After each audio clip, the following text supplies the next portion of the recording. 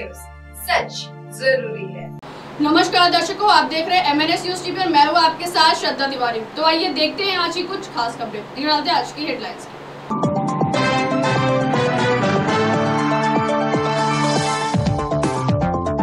OBC आरक्षण बचाओ कार्यकर्ता हाके वाघमारे भूख हड़ताल पर अड़े।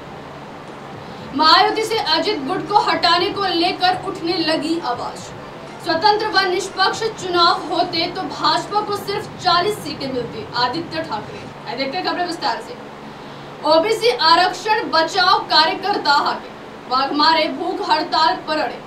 जिले की अंबड़ तहसील के बड़ी गोदी गांव में ओबीसी आरक्षण बचाने के लिए समुदाय के सदस्य भूख हड़ताल पर हैं।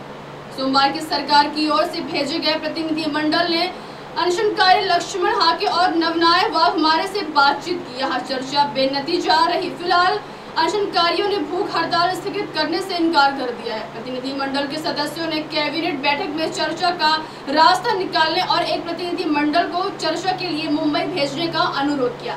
इस पर सरकार से वार्ता के लिए अनशनकारियों का एक प्रतिनिधि मंडल मुंबई भेजने पर सहमति बनी है। राज्य सरकार के प्रतिनिधि मंडल ने ओबीसी आरक्षण नेता लक्ष्मण हाके और उनके सहयोगी नवनाथ वाघमारे से पानी लेने का अनुरोध किया, लेकिन हाके ने कहा कि वे मांगे पूरी होने तक अनशन पर रहने के लिए प्रतिबद्ध हैं।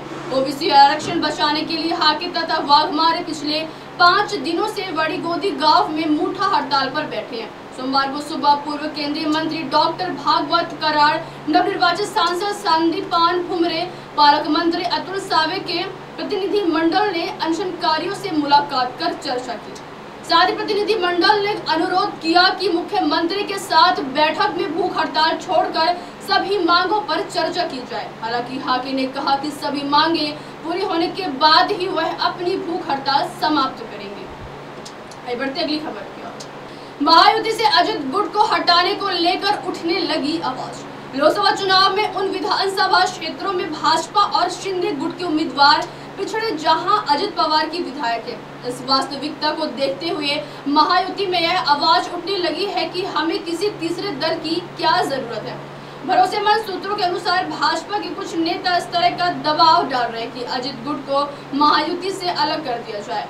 माढ़ा, सोलापुर, डिंडोरी, मावा, शिरूर आदि लोकसभा क्षेत्रों में अजित पवार गुट के विधायकों के विधानसभा क्षेत्रों में ज्यादातर जगहों पर भाजपा और शिंदे गुट के उम्मीदवारों को झटका लगा।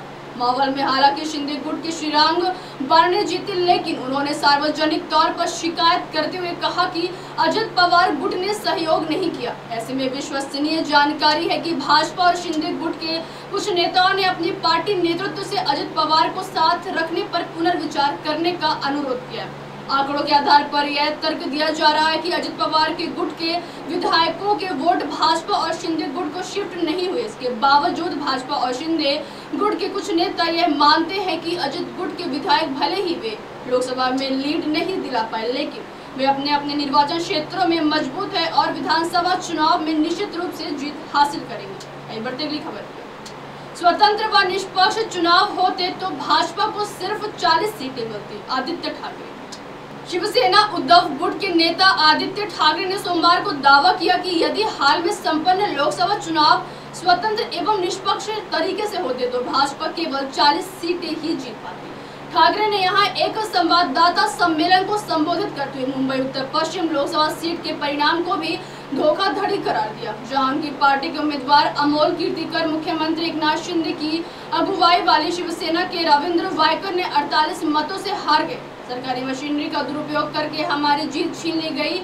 हमारी पार्टी मुंबई उत्तर पश्चिम सीट के चुनाव परिणाम को चुनौती देने वाली याचिका के साथ अदालत का रुख। अब आप हमारे न्यूज चैनल को आपके मोबाइल पर भी देख सकते हैं। मोबाइल ऐप पर देखने के लिए प्ले स्टोर से MNS news TV app download करें। इंस्टा, हाइट, ट्विटर जैसे कई सोशल मीडिया प्लेटफॉर्म पर हमारा चैनल उपलब्ध है। आप इस यूट्यूब पर भी देख सकते हैं, आप इसे लाइव भी देख सकते हैं www.mnsnewstv.com पर। अब वक्त तो चला है दर्शकों ब्रेक का। ब्रेक से लौटने के बाद देखिएगा देश और दुनिया की तमाम बड़ी खबरें। बने रहिए MNS न्यूज टीवी पर। नमस्कार।